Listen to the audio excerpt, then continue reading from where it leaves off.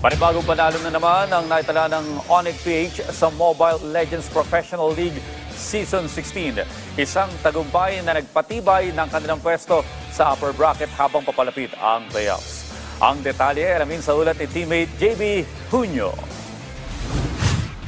Pinatunayan ng Onyx PH ang kanilang lakas matapos ang 2-1 victory laban sa TNC Pro Team, isang hard-fought match na muling nagpakita ng buong tiwala at disiplina ng koponan. Nabitin man sa Game 1 ng koponan, ngunit nanguna naman ang roamer na si Boris Brusco Paro na naghatid ng matinding rotation at map awareness na nagbunga ng 3 kills at 16 assists sa Game 2. Hindi rin nagpahuli ang gold laner na si Grant Calrapillas na naghatid ng explosive plays at mahusay na positioning na siyang nagtulak sa Onyx para isara ang laban sa Game 3, taglayang 1 kill at 4 assist. Sa pagtatapos ng Week 8, itinanghal din bilang Player of the Week si Kelra, bitbit ang 17 kills at 29 assists, 707 gold per minute, 2,846 damage per minute at 2 game MVPs. Sa pinakabagong standings ng MPL Season 16, nasa ikalawang pwesto ang Onyx PH at bantay sarado ang upper bracket sa paparating na playoffs. Aminado si Kelra na iniwasan ng koponan ang first round exit, ngunit sa kabila ng challenging journey, nagpapasalamat sila sa pagtungtong sa upper bracket.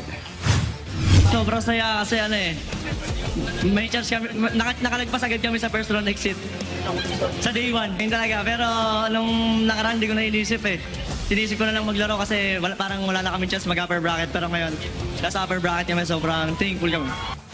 Ibinahagi naman ng roamer na si Brusco kung ano pa ang dapat abangan sa Onyx PH sa paparating na playoffs.